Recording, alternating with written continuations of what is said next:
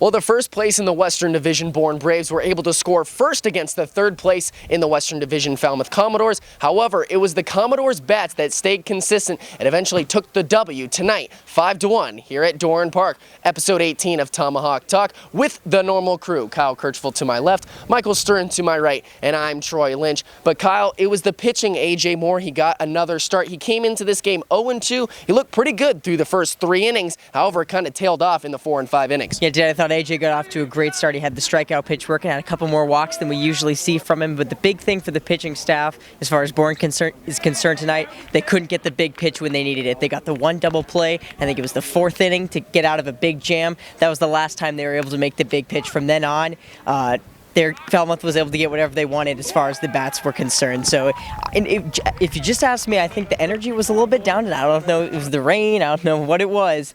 Coming off of an off day maybe, but I just didn't quite feel the energy out of Bourne tonight. They looked a little relaxed, and I thought that kind of came back and bit them.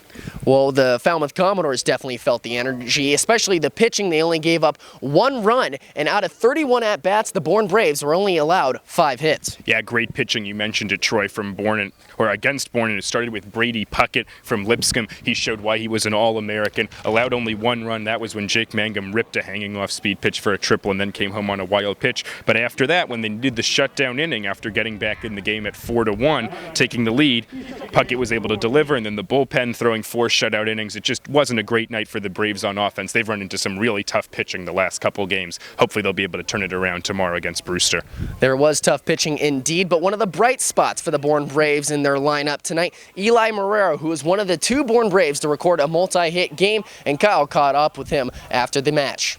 And what'll probably go down as one of the most frustrating games of the season for the Braves, the Falmouth Commodores, in their 3rd try, were able to pick up their first win against Bourne here at Bourne Park. But I'm here with one of the bright spots in tonight's lineup, Eli Marerro. Eli, you had 2 hits tonight. He had a stolen base. You also got a guy on a back pick. What was clicking for you tonight? Just going up there, confidence, and taking my normal swings like I practice every day. You know, got in the cages a little bit early today and took some extra swings, and it really paid off. Now, you also caught Luis Alvarado tonight. This is the first time he's pitched on the mound live in 3 years. How'd he look out there? As you see, he looked amazing. You know, he went out there for his first time, throwing his fastballs for strikes, his breaking balls. You know, obviously, it's his first time. He's got a lot of things to work on, but I think he did a heck of a job tonight. Now, you're also joined by fellow Bulldog Jake Mangum out here. Can you tell me what it's like to get to play with him out here in the Cape? It's an honor to play with Jake, and we just start with that. You know, Jake's a very special guy.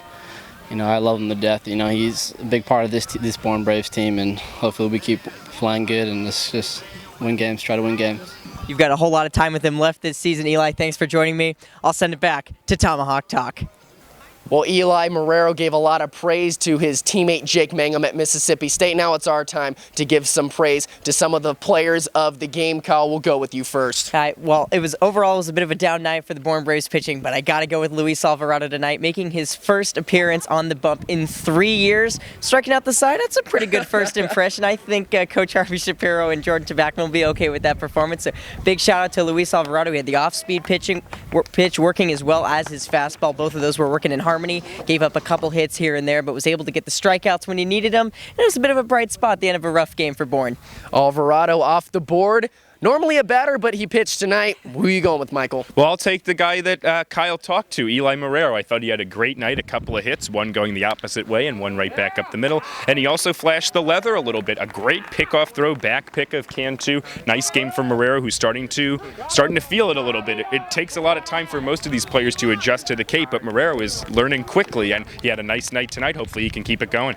Well, I guess my player of the game will probably be Eli Marerro's player of the game, Jake Mangum from Mississippi State. He was 2 for 5 tonight. Had the only extra base hit of the ball game, was able to score the only run on a wild pitch. He was robbed of a hit on a questionable call late in the game, which could have been controversial, but it does not matter because the Falmouth Commodores still win it 5-1. Now they're in 2nd place in the Western Division. Bourne Braves barely holding on. But that will conclude episode 18 of Tomahawk Talk. For Kyle Kirchville, Michael Stern, I'm Troy Lynch. The Bourne Braves will be on the road at Stony Brook Field tomorrow against the Brewster Whitecaps for a West versus East matchup.